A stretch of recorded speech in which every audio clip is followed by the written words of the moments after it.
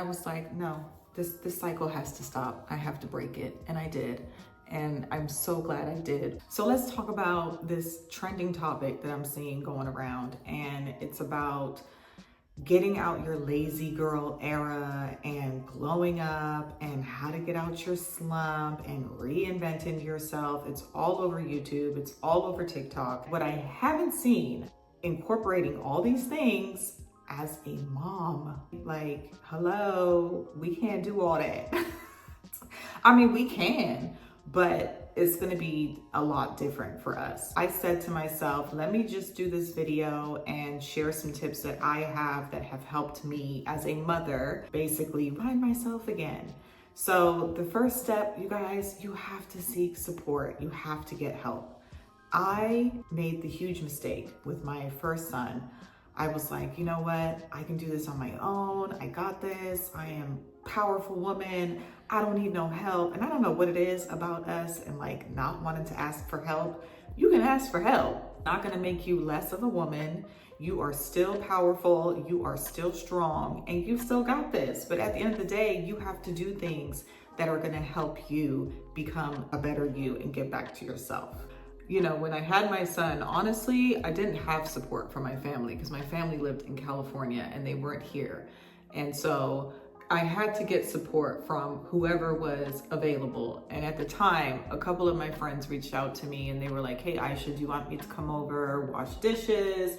Like, you know, just small stuff. And I felt like I was being a burden to them. And so I would tell them no. And I was like, no, I'm fine, you know. But in reality, I was not fine and I needed the help, okay? My husband worked nights. He worked overtime. So he basically worked all day. He worked nights. He left at 9 o'clock. His shift was over at like 6 something in the morning.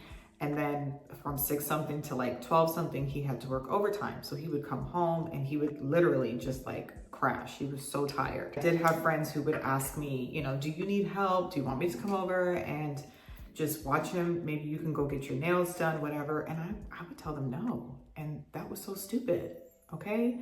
The other thing is that, look, I know we have a hard time trusting people with our kids, but if you have like a trustworthy neighbor or a trustworthy friend or care.com, if you have a recommendation for somebody who's used care.com, do what you gotta do to get that support and get that help. Take a good look at yourself and ask yourself, you know what? Am I like feeling really low because of the baby? Have I always felt this way? Have I always felt really low? Take a deep look at yourself and ask yourself, what is really going on? Like, do I need to talk to somebody? And guess what? Everybody needs to talk to somebody. Everybody needs therapy. Even the therapist needs a therapist. And that's a fact. And there's nothing wrong with therapy. And I tell people all the time, get a therapist. Like, you will see that is a common theme in all of my videos, because no matter what you go through in life, no matter what you want to do in life, it's always going to come back to getting yourself to where you need to be and seeking support and getting a therapist. You'll be surprised, like, the changes a therapist can help you make just by like talking to that person, getting a different perspective, having them, you know, just be there to listen. Sometimes you just need somebody to listen to you, honestly. And, you know, if you can, seek a therapist, get support in that way, where you never know. A therapist might tell you you're taking the wrong medication or you need to be on medication. You have to give yourself grace. You have to give yourself grace, okay?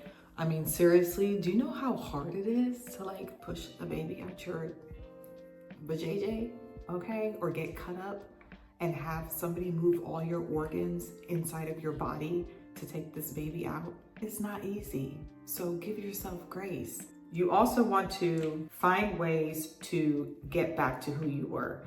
Find ways to find yourself again and become that person again. And that can start by taking yourself on a date. Go out, take yourself to the movies, take yourself on a walk, take yourself to the park.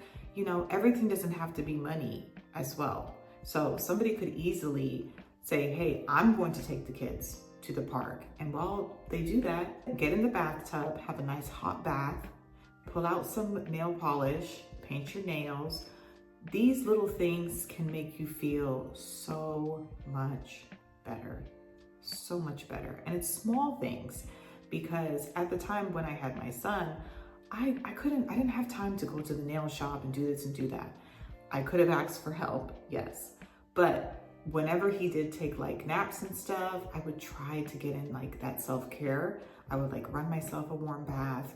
I would, you know, paint my own nails. I did whatever I could to try to help myself. Along with that, you have to seek your doctor, because at the same time, there may be like levels, vitamin levels that you're deficient in. I found out I was deficient in vitamin D, and vitamin D3 is very important for your energy, for your mental health. It is scientifically proven. And a lot of women suffer from low vitamin D levels. So you have to make sure that you are staying on top of your health as well. You also need to make sure that you get some blood work done, make sure that your thyroid is, you know, working the way that it should work. And these are things that we neglect because our priorities at the time is the baby and the children. We gotta make sure that the kids have their medical appointments. We gotta make sure that the kids go to the right school, that we find the best programs for them, the extracurricular activities. We gotta make sure that they're wearing warm clothes. We gotta buy a new wardrobe. We gotta do all these things for the kids, but you have to remember, you have to prioritize yourself first. Because if mom breaks down, her health is damaged, she's not the person that she should be, how are you going to show up as your best self for the kids? After I had my son, I went to the doctor, I had blood work done, and they were like, you have postpartum thyroiditis.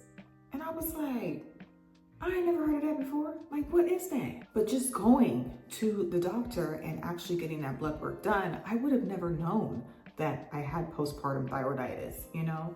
And they told me, they said, you have Hashimoto's thyroid disease. And right now they were like, you don't need to be on medication, but in the future you may have to be on medication, but it's something that you're gonna have to stay on top of and monitor. I would have never known that if I didn't go seek a specialist or my primary care physician. So you have to make sure that you're staying on top of your health. You have to, because you cannot be the best for your kids if you're not best in general. The other thing is watching your diet. When we have kids, like sometimes it's just so easy to like binge eat and eat our feelings away, especially when you're going through postpartum. You're so tired, you're hungry, you're depressed. And so you have to be careful what you put in your body. And this extends throughout your entire journey as a mother, because your gut health is also scientifically proven to relate to your mental health. It's proven that serotonin levels are associated with what's going on in your gut. And if you're not eating the right things, if you're not maintaining your diet the way that you should, you're only going to cause more harm to your body and your mind. So you do have to stay on top of your health. It's very easy to go through that fast food line and just be like, you know what, we're just gonna do this. And that's fine. Every now and then, nobody's saying that you can't do that, but everything in moderation, right? You just have to make sure that you are taking care of yourself and doing what you need to do for your body, because it also helps your mental health, you know, because then you get stuck in this cycle. It's like you are eating all this crap, and then guess what? You start to gain all this weight, and you're like, oh my God, this is not just baby weight anymore. This is like straight up, I am depressed, you know? You start gaining all this weight, and then you're in a cycle. Now you're upset that you've gained this weight, and then you start to eat again because you're upset that you gained the weight, and it's just a vicious cycle. So you gotta stay on top of your diet. You gotta find the right foods that are going to help you, and then take some deep reflection. Look at yourself and say, you know what? Who was I before I had kids? Like, what did I like to do? Where did I like to go? Who did I like to hang with? Be kind to yourself.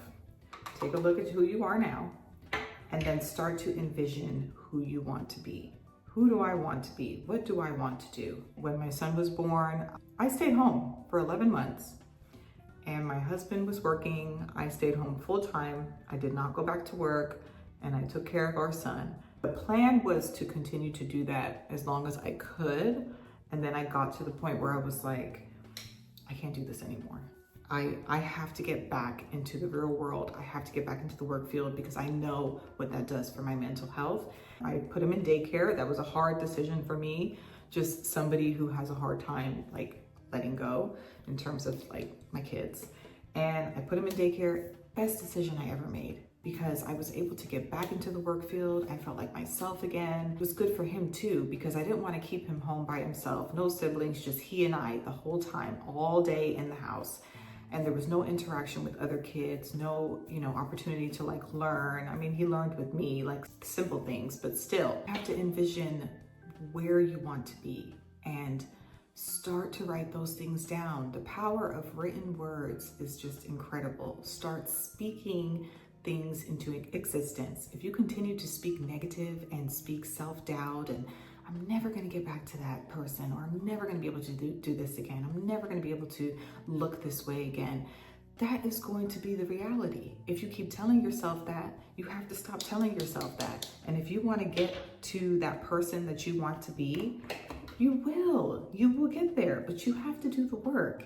And so I think what helps a lot of people actually journaling and writing these things down. Write down how you feel, write down where you want to be and what you're going to do to get there. Start to envision your best self, and that's what I did. I was like, I am not going to be like this. I have to get back out there. I was such an outgoing person. I love to go to brunch. I love to hang with my friends.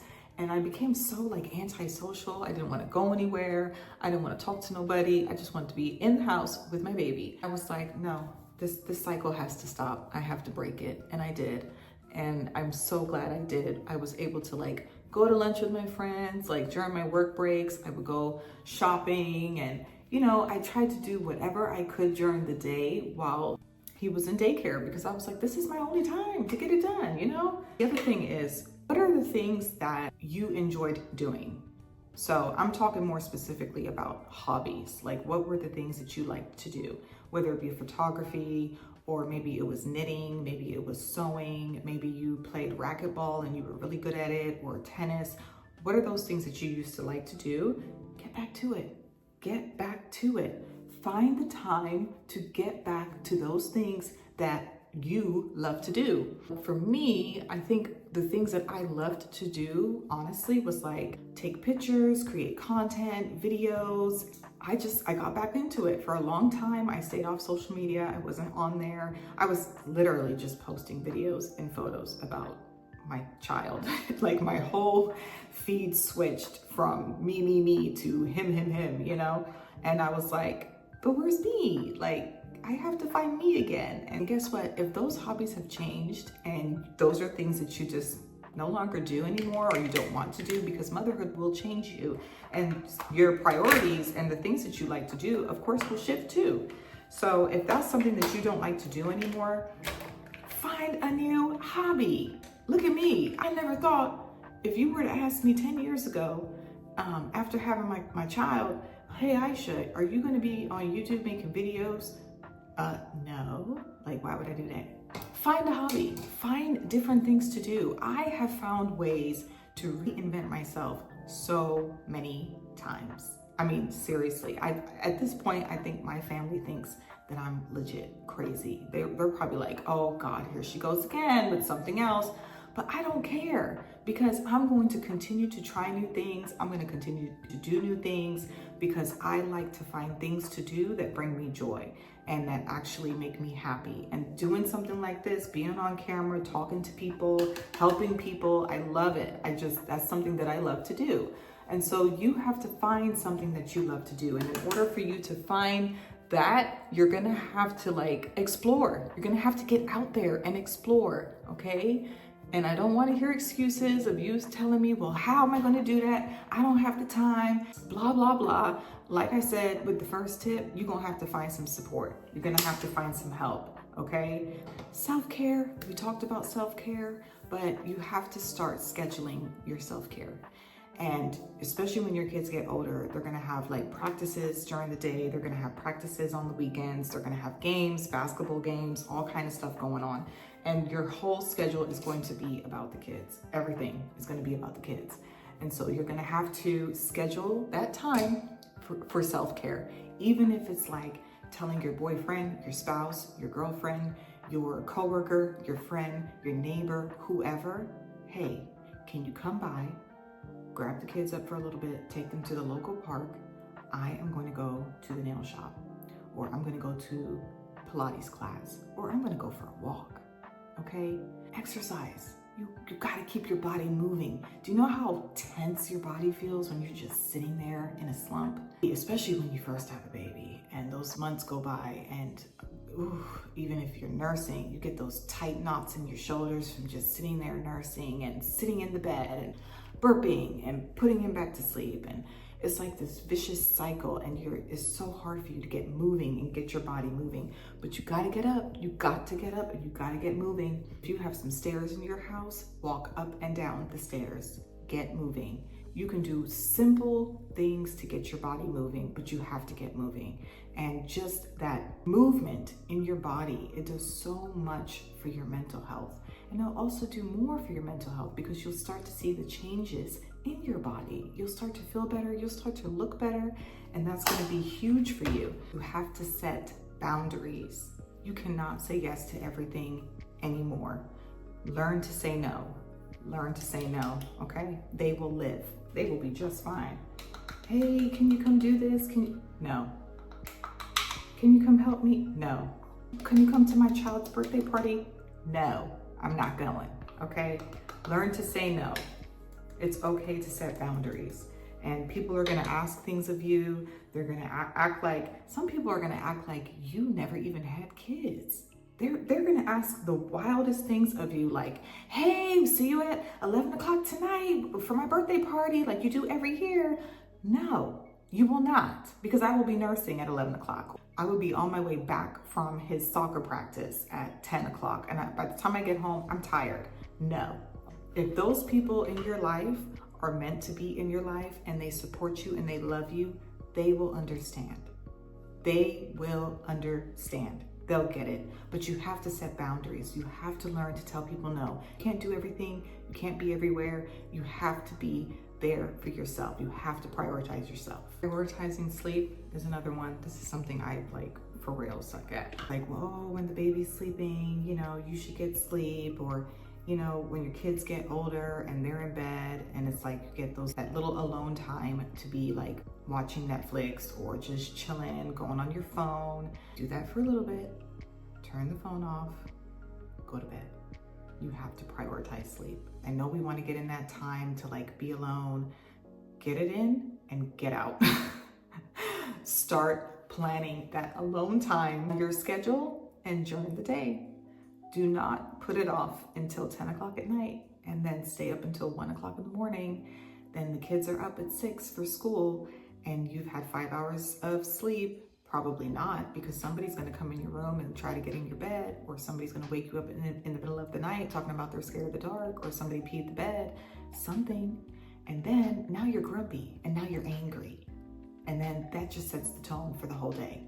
So you have to prioritize sleep. You also wanna break your tasks into small, manageable steps.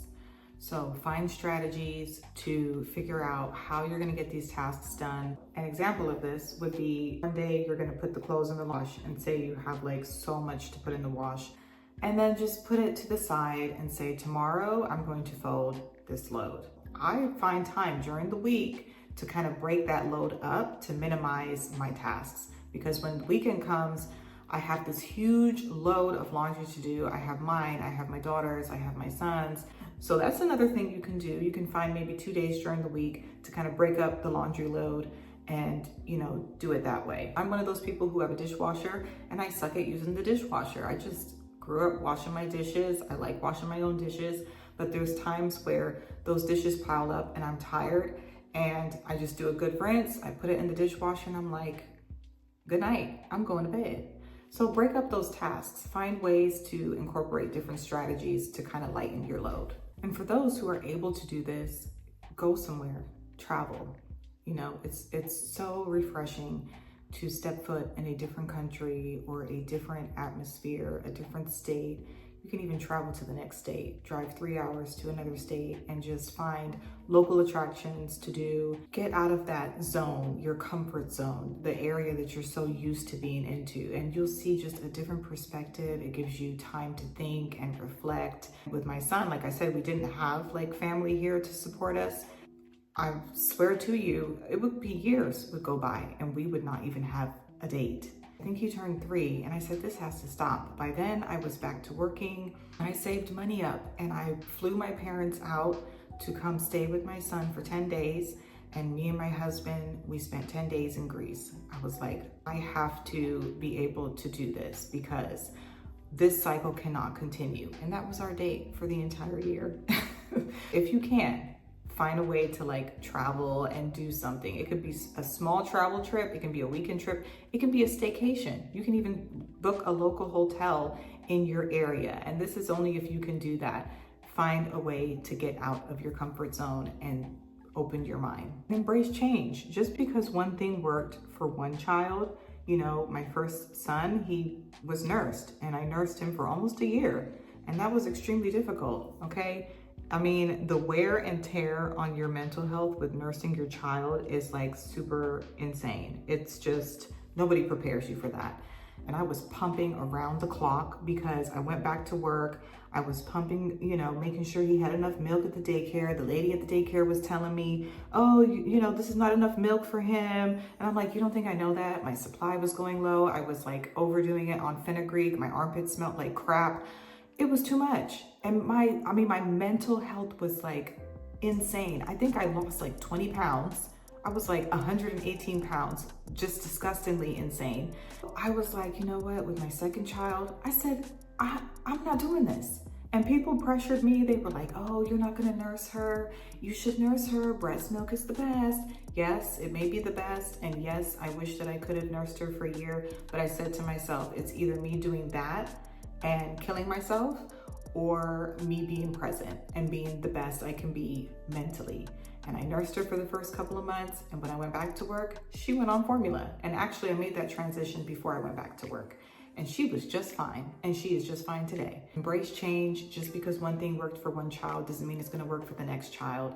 And don't listen to what people tell you in terms of like what you're supposed to do with your kids, how you're supposed to raise your kids. It's your child. It's their life and it's your life. And you're the mother. You make those decisions, but you have to make the right decisions in accordance to your mental health. Remember that this journey takes time and you have to give yourself grace. There's going to be so many different shifts, and so you do have to be open for change and just accept that this is a part of life. But don't get caught in the slump. Don't get caught in the slump. Change as things change. Go with the change and accept it. Listen, everything goes in the calendar. Everything goes in my calendar. Even the time I pick up my son, I know what time I pick up my son, but it's going in the calendar because I have to stay organized. It helps me to just have that like mental freedom. And I'm gonna share a video maybe another time just about how decluttering your home, decluttering your kids' rooms, decluttering your space does wonders for your mental health. And let go. Everything does not have to be under your control. Oh, I have to do that because I do it better. I'm the mom. Now I'm at the point where I do not care. I'm like, they will be fine. Deuces. Also, don't forget to get yourself dressed up and ready for the day. Even if you're not going anywhere, putting on a little bit of makeup, combing your hair, taking a shower, getting out of your pajamas, it makes a huge difference in how you feel and just setting the tone of like you're getting ready for the day. I hope these tips help and I thank you for watching. Remember, it's a journey, it's a process, but you can definitely do it. So I will see you in the next video. Bye.